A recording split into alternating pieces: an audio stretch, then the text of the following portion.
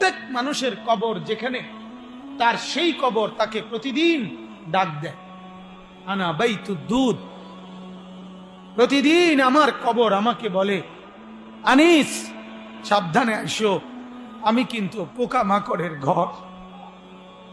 আনা বাইতুদ দুদ, আমি কিন্তু এসি ওয়ালা রুম না, আমি দামি খাট পালঙের রুম না।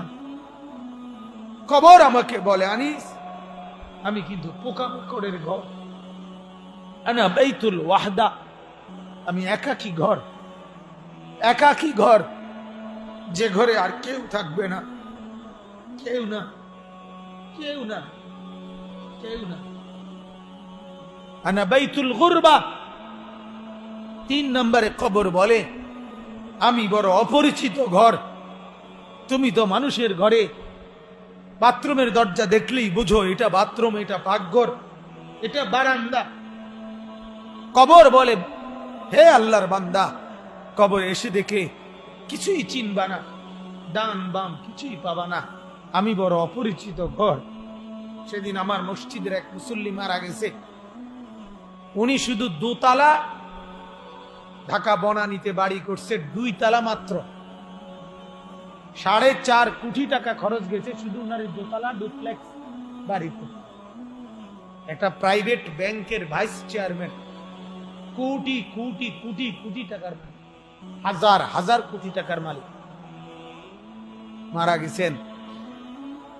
তো আমি বললাম, আমার ওনারা ঘনিষ্ঠ 2 জন লোক বলতেছে, হুজুর বিশ্বাস করেন, বলতেছে ওনার সন্তানরা হাসপাতাল থেকে শুধু রাত্রের জন্য, পরের দিন জানাজা, রাতের জন্য লাশটা ঘরে আনেন, ওইখানেই মর্গে হিমাগারের মধ্যে হাসপাতালেই ফেলায় রাখছে।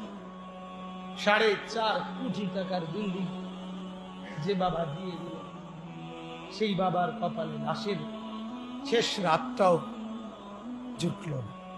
মিথ্যা কথা বলে জমি 10 শতক মিলাই দিছেন, 1 বিঘত জমি মিলাই দিছেন নিজের বাড়ির সীমানার লগে। আপন ভাইয়ের জমি, চাচার জমি, ভাতিজার জমি, চাচতো ভাইয়ের জমি, কি মিলাই দিছেন?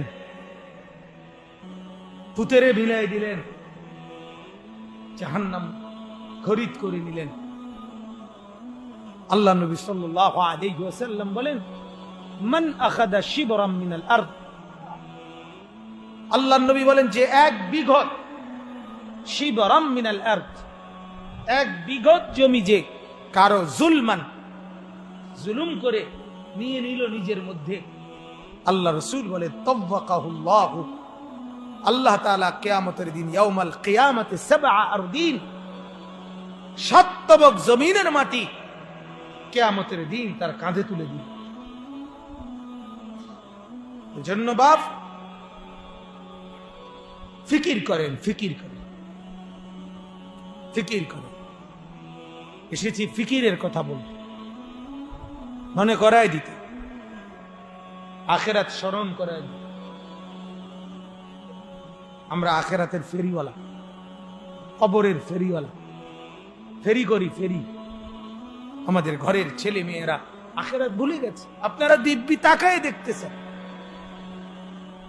আপনাদের চোখের সামনে আপনার ছেলেটা একটা সেজদা দেয় না, মেয়েটা সেজদা দেয় না, পর্দা করে না, বিবি পর্দা করে, আর আপনারা এদেরকে নিয়ে রাত কাটাইতেছেন, মেনে নিচ্ছেন। হায় হায় হায় হায়। যার বিবি নামাজ পড়ে না তার ঘুম আসে কেমনে? যার ছেলে নামাজ পড়ে না, মেয়ে নামাজ পড়ে না, ওই মা ওই বাবার চোখে ঘুম আসে কেমনে?